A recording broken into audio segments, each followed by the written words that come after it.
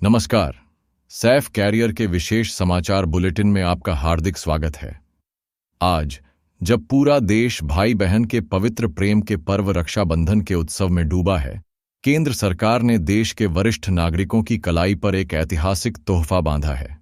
यह एक ऐसा उपहार है जिसका इंतजार दशकों से हो रहा था, एक ऐसी सौगात जो लाखों मुरझाए चेहरों पर उम्मीद की एक नई किरण लेकर आई है।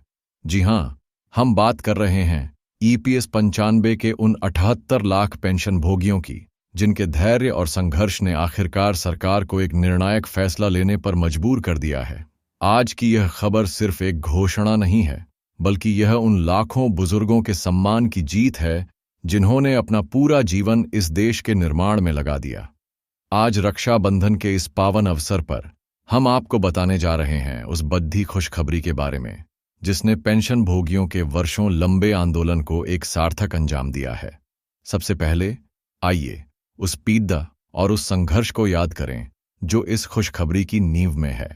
कल्पना कीजिए उस वरिष्ठ नागरिक की जिसने अपनी पूरी जिंदगी मेहनत और ईमानदारी से काम किया, और जब सेवानिवृत्त हुआ तो उसे पेंशन के नाम पर मिले मात्र 1000 रुपये प्रति माह।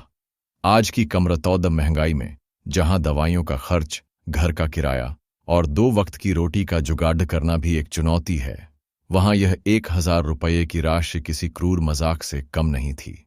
यह राशि उनके सम्मान पर एक चोट थी, उनकी जरूरतों का अपमान थी। इसी अन्याय के खिलाफ पिछले 8 से 9 वर्षों से देश की सड़कों पर एक अथक और शांतिपूर्ण आंदोलन चल रहा था। राष्ट्रीय संघर्ष समिति NIC के बैनर तले कमांडर अशोक जी राउत के नेतृत्व में लाखों पेंशनभोगी कभी धरना देते, कभी प्रदर्शन करते, तो कभी झांपनों के माध्यम से सरकार तक अपनी आवाज पहुंचाते रहे। उनकी मांग बहुत ही स्पष्ट और न्यायोचित थी। न्यूनतम पेंशन को 1000 रुपये से बढ़ाकर 7500 रुपये किया जाए, और साथ में महंगाई से लड़ने के लिए उस पर महंगाई भत्ता DA भी दिया जाए। लंबे समय तक उनकी आवाज अनसुनी की जाती रही, उनकी मांगें फाइलों में दबी रहीं, लेकिन उन्होंने हिम्मत नहीं हारी।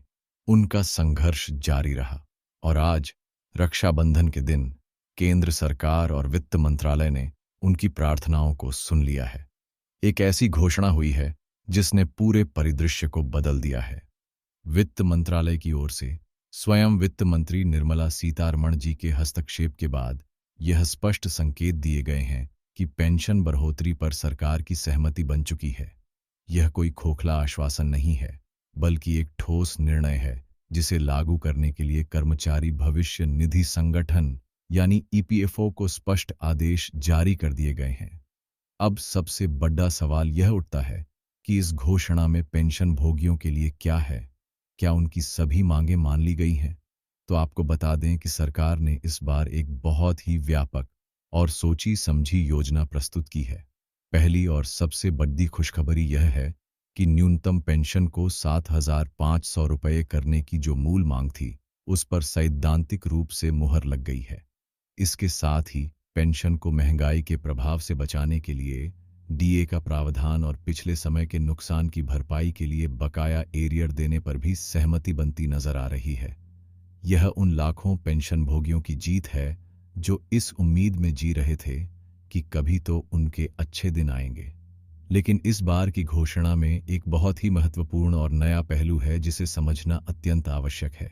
केंद्र सरकार ने यह स्पष्ट किया है कि पेंशन बढ़ोतरी सभी के लिए एक समान नहीं होगी। जी हां, यह एक बहुत बड़ी अपडेट है। इस बार पेंशन का निर्धारण कैटेगरी वाइज और उम्र वाइज किया जाएगा। इसका अर्थ यह है कि हर पेंशन भोगी की पेंशन में बढ़ोतरी का स्तर अलग अलग हो सकता है।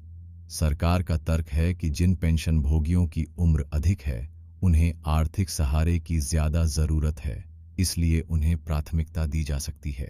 इसी प्रकार सेवा काल और अंतिम वेतन जैसे कारकों के आधार पर भी अलग अलग कैटेगरी बनाई जा सकती है। सूत्रों के अनुसार कुछ कैटेगरी के पेंशन भोगियों को 8000 रुपये तक की मासिक पेंशन मिल सकती है, जबकि कुछ अन्य कैटेगरी के पेंशन भोगियों को 5000 रुपये की पेंशन भी मिल सकती है।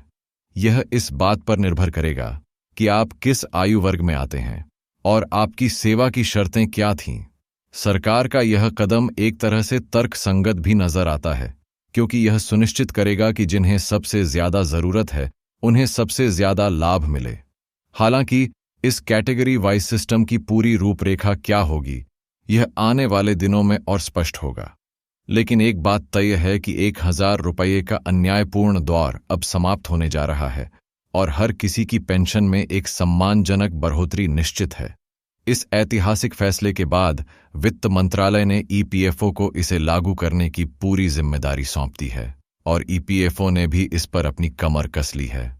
78 लाख से अधिक पेंशन भोगियों को इस योजना का लाभ पहुंचाने के लिए एक विस्तृत रोडमैप तैयार किया गया है। ईपीएफओ ने घोषणा की है कि यह पूरी प्रक्रिया 3 से 4 अलग अलग चरणों में पूरी की जाएगी। यह चरणबद्ध तरीका यह सुनिश्चित करेगा कि प्रक्रिया सुचारू रूप से चले और किसी भी पेंशनभोगी को कोई असुविधा न हो। अब सवाल उठता है कि यह प्रक्रिया कब शुरू होगी और कब तक पूरी होगी। तो आपको बता दें कि इसके लिए भी एक समय सीमा तय कर दी गई है। इस पूरी प्रक्रिया को पूरा होने में लगभग 1 से 1.5 महीने का समय लग सकता है। सरकार और ईपीएफओ का लक्ष्य है कि दीपावली के त्योहार से पहले यानी अक्टूबर महीने से पहले सभी पात्र पेंशन भोगियों को उच्च पेंशन की मंजूरी दे दी जाए। कल्पना कीजिए, दीपावली का त्योहार और आपके बैंक खाते में 7,500 रुपये या उससे भी अधिक की पेंशन। यह वास्तव में लाखों घरों में असली दिवाली लेकर आएगा। इस योजना का पहला चरण, जैसा कि पिछली जानकारियों में भी सामने आया था, 15 अगस्त के आसपास शुरू होने की उम्मीद है और वहां से लेकर सितंबर के अंत तक सभी चरणों को पूरा कर लिया जाएगा। इस घोषणा के बाद पेंशन भोगियों के मन में कई सवाल खड़े हो रहे हैं। सबसे बड़ा सवाल यह है कि क्या इस बढ़ी हुई पेंशन को पाने के लिए उन्हें फिर से कोई ऑनलाइन आवेदन करना होगा?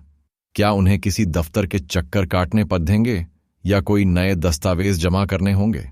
तो इस पर भी ईपीएफओ ने स्थिति को पूरी तरह से साफ कर दिया है। सभी पेंशन भोगियों के लिए यह एक बहुत बड़ी राहत की बात है कि उन्हें कोई भी नया ऑनलाइन आवेदन करने की आवश्यकता नहीं है। जी हां, आपको कोई नया फॉर्म नहीं भरना है। ईपीएफओ ने स्पष्ट किया है कि कुछ समय पहले माननीय उच्च न्यायालय के एक आदेश के बाद उच्च पेंशन के लिए ऑनलाइन आवेदन आमंत्रित किए गए थे। उस समय देश भर से लगभग 78 लाख पेंशन भोगियों ने अपने आवेदन जमा किए थे। दुर्भाग्यवश उस समय केवल कुछ हजार, लगभग 8,000 पेंशन भोगियों को ही उच्च पेंशन की मंजूरी मिल पाई थी और बाकी के आवेदन लंबित पड़े रहे थे। अब सरकार ने फैसला किया है कि उन्हीं पुराने आवेदनों के आधार पर बाकी बचे सभी पेंशन भोगियों की पेंशन में बढ़ोतरी की जाएगी। आपका डेटा, आपके दस्तावेज, सब कुछ ईपीएफओ के पास पहले से ही सुरक्षित है और उसी के आधार पर आपकी नई पेंशन निर्धारित की जाएगी। यह एक बहुत बड़ा और पेंशन भोगी अनुकूल कदम है जो उन्हें अनावश्यक भाग-दौड़ और परेशानियों से बचाएगा। यह जीत वास्तव में कमांडर अशोक जी राउत और उनकी एनएसई की टीम के अथक संघर्ष का परिणाम है। उन्होंने जिस तरह से धूप, सर्दी और बारिश की परवाह किए बिना लाखों पेंशन भोगियों के हक के लिए लड़ाई लड़ी, वह अभूतपूर्व है। आज जब उनकी मेहनत रंग लाई है तो यह हर उस व्यक्ति की जीत है जो न्याय और सम्मान के लिए खाड़ी इच्छा होता है। अंत में हम अपने चैनल सैफ कैरियर की भूमिका को भी स्पष्ट करना चाहते हैं। हम आप तक जो भी जानकारी पहुंचाते हैं वह ईपीएफओ द्वारा जारी की गई अपडेट्स, विभिन्न सोशल मीडिया वेबसाइटों और ऑनलाइन पोर्टल्स पर उपलब्ध जानकारियों पर आधारित होती है। हमारा उद्देश्य इन जटिल सूचनाओं को सरल और सुलभ भाषा में आप तक पहुंचाना है ताकि आप अपने अधिकारों के बारे में जागरूक हो सकें। हालांकि हम हर खबर की 100% सटीकता का दावा नहीं कर सकते क्योंकि नीतियां और घोषणाएं सरकारी विभागों का विशेषाधिकार हैं और उनमें परिवर्तन हो सकता है। इसलिए कोई भी व्यक्तिगत या वित्तीय कार्रवाई करने से पहले आप अपने विवेक से काम लें और यदि संभव हो तो आधिकारिक स्रोतों से पुष्टि अवश्य करें। हम आपके सवालों और आपकी प्रतिक्रियाओं का स्वागत करते हैं। यदि आपके मन में इस विषय से जुड़ा कोई भी प्रश्न है तो आप नीचे कमेंट बॉक्स में हमें लिख सकते हैं। हम आपके हर सवाल का जवाब देने का पूरा प्रयास करेंगे। तो एक बार फिर देश के सभी 78 लाख पेंशन भोगियों को रक्षाबंधन की इस बद्धी सौगात के लिए ढेरों शुभकामनाएं। आपका इंतजार खत्म हुआ, आपका संघर्ष सफल हुआ। अब समय है एक नए, सम्मानजनक और आर्थिक रूप से सुरक्षित जीवन की शुरुआत करने का। ऐसी ही महत्वपूर्ण अपडेट्स के लिए हमारे चैनल को सब्सक्राइब करके बेल आइकॉन को दबाना न भूलें ताकि हर खबर आप तक सबसे पहले पहुंचे। इस वीडियो को अंत तक देखने के लिए आपका बहुत बहुत धन्यवाद। नमस्कार।